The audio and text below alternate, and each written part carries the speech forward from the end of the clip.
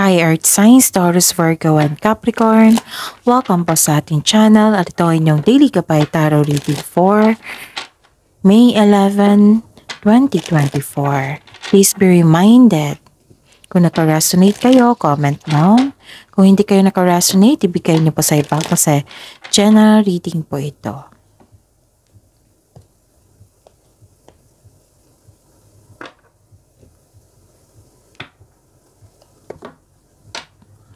Gamitin ang reading na ito bilang gabay lamang.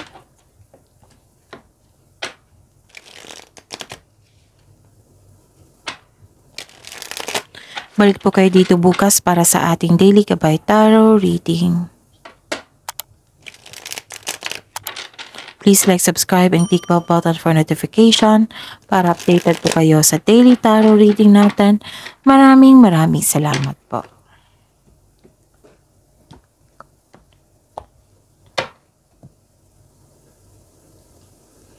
Spirits Guide, ano po ang ganap ngayong May 11, 2024 para po kay Taurus, Virgo, and Capricorn? I need 3 cards po.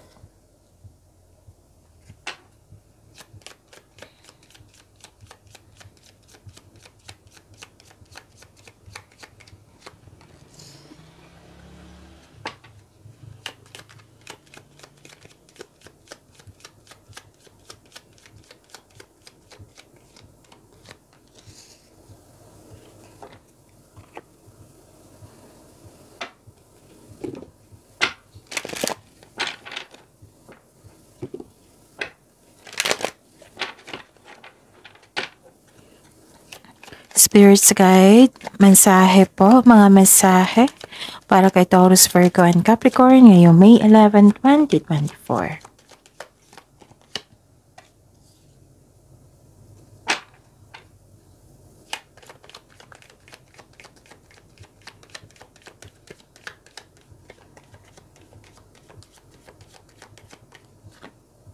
Okay, sa araw na ito, may nakita ko dito na isang energy ng,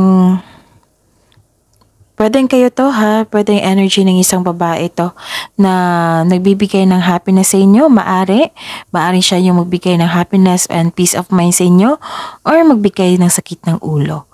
Tapos may nakita ako dito nag-uusap na family, nagkaroon ng concern sa health, pwedeng health improvement ito, at may nakita rin akong self and spiritual growth. Okay? May nag-usap na family. May nakita ko dito nag-uusap na family. At nagkaroon ng sacrifice. You felt guilty.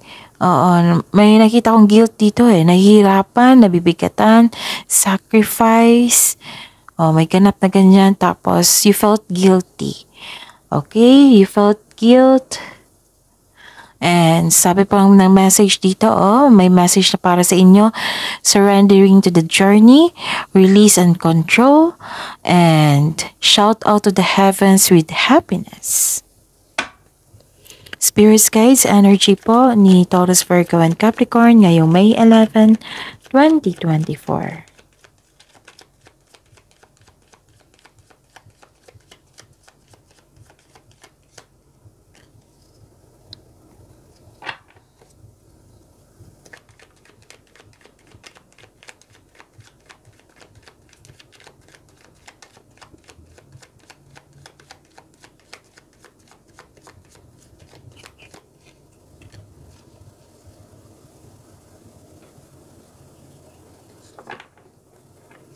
Okay, Taurus, Virgo, and Capricorn, sa mga suki ko dito, nais kong ipaalam sa inyo na open na po yung May 2024 Monthly Gabay Tarot Reading natin.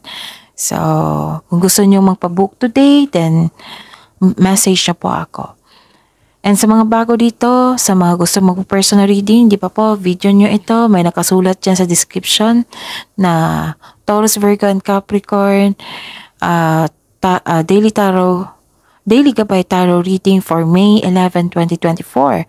Sa baba pa niyan, may nakapost na link. I-click nyo po yung link para ma-message nyo ako for inquiry and for booking. Maraming salamat. Okay, may nakita ko dito naging impatient po kayo. Anong nangyari? May nakita ko dito naging impatient kayo sa isang sitwasyon, sa isang tao, o sa isang bagay. May ganap din dito na nagdesisyon ka nang hindi mo masyadong pinag-isipan kung karapat-dapat ba ito. May nakita kong pagsisisi. Tapos, naghihintay ka sa delay. Marahil nagkaroon ng delay sa inantay mo. The universe is trying to show you something. Baka may na-miss kang opportunity. So, maaring may dapat ma-realize kayo bago dumating yung delay. So, use your time wisely. Okay? Ano pa? Nawalan kayo ng gana dito. Anong nangyari, Taurus, Virgo, and Capricorn? Okay, mag-ingat po daw kayo sa taong maloloko o self-centered na tao. It might be this person, yung babae, na nagbigay ng konsumisyon or matigas ang kanyang ulo, ayaw makinig. Oh, I see. It might be this person is walang gender kasi may lumabas na babae at lalaki. So, it might be kasi may lumabas din dito, babae, may lumabas din dito na nagsabi sa akin. It might be some of you. Matigas ang ulo niya. So, walang gender ito. Mabilis itong mag-react. Defensive po ito. Tapos, ayun, concern mo ito sa araw ni ito na ayaw niyang makinig. So, nabigay ito ng sakit ng ulo. Kasi self-centered at maluloko din. Yun yung concern mo.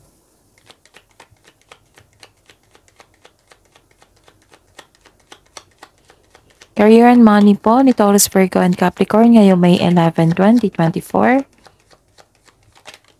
Kunin ko to. At least may pag-move on dito. Halos lahat ng signs. Halos talaga from air signs, fire signs, water signs. Moving on talaga. Kasi kung kung narinig nyo or nakita nyo yung video nyo sa weekly gabay, uploaded yun Sabado, I think, Friday, Saturday. Puro bad mood, disappointment, nasaktan. And ngayon, nakita ko dito yung pag-move on. Kasi may ganap sa career and money mo. Okay? Baka may kilalaman tong taong tong matigas ang ulo na ayaw makinig sa inyo. This is a hope sign, naka-move on ka na sa lahat ng unos na nagdaan. So this is very good. Kasi may nakita ko ditong happiness also. Tanggap mo na mga nangyari, pinatawad mo na sila at inyong sarili at ang sitwasyon. And may nakita kong happiness dito. Fulfillment to. Yes, this is fulfillment. This is successful completion. You're reaping rewards. May nakatanggap ka ng papuri. O recognition. Nakilala ka sa inyong galing at talino. May accomplishment, success, perfection.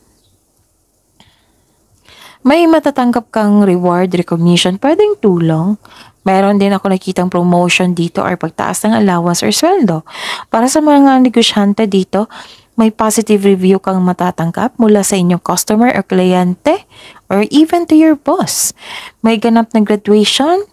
Basta po may pagtatapos dito na may magaganap na i-celebrate nyo ito or magkaroon ng plano para i-celebrate ito.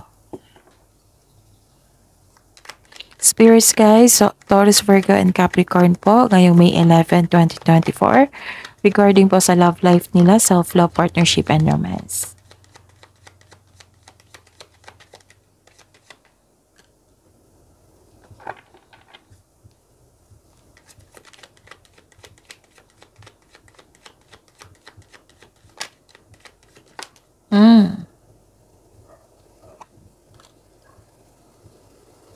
Okay. May bagong simula dito. And this is offer also. New beginning. May nakita ko ditong kakapasok nyo lang sa relasyon, bagong kasal kayo, naka-receive kayo ng unconditional love. This is also new feelings. It might be may bago kayong kaibigan ngayon. Or, naramdaman yung pagbabago mo sa inyong sarili, self-development, may na-discover din kayo sa inyong sarili. Nagkaroon ng self-love, improvement sa self-love. And by the way, good news ito sa mga single kasi parating na po ang nakatadhana sa inyo. Pwede din which can arrive in many forms such as self-love, new relationship, or a new connection sa isang tao na maghahatid ng love, peace, and happiness sa inyong buhay. And this card asks you to be open sa pag-receive niya ito kasi nakatadhana po ito sa inyo. Sa mga may relasyon sa buhay mag-asawa, nagkaroon ng renewal of love, very supportive kayo sa isa't isa, at mahal na mahal niyong isa't isa. Masaya kayo ngayon dahil nagkaroon kayo ng positive emotions flow. Pwede din na may ganap na buntis or the arrival of a new baby. Pero may nakita ko dito. I think this is all about money. Ipon nyo. And pwede din na, lumabas pa rin. It might be isa to sa dahilan na nabibigatan kayo, you felt guilt, and nagkaroon ng hesitation. Basta down kayo. Kasi may manluloko dito, may manluloko din dito. Tapos may, tawag dito, na hindi nag-iingat sa desisyon. Naging impatient. So, lumabas nga. First and last. Naging impatient po na gusto nyong makuha agad yung gusto mo. Ganun. Ayun. So, tingnan natin kung may repeating number.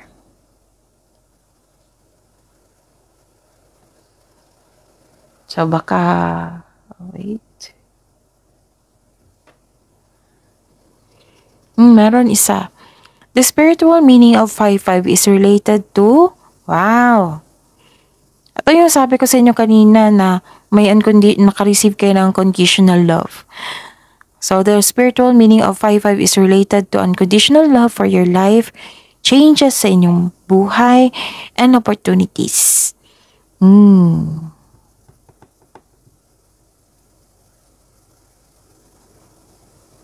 It indicates also that the angels are by your side, taking note of everything that happens in your life and guiding you. So, ang ganda.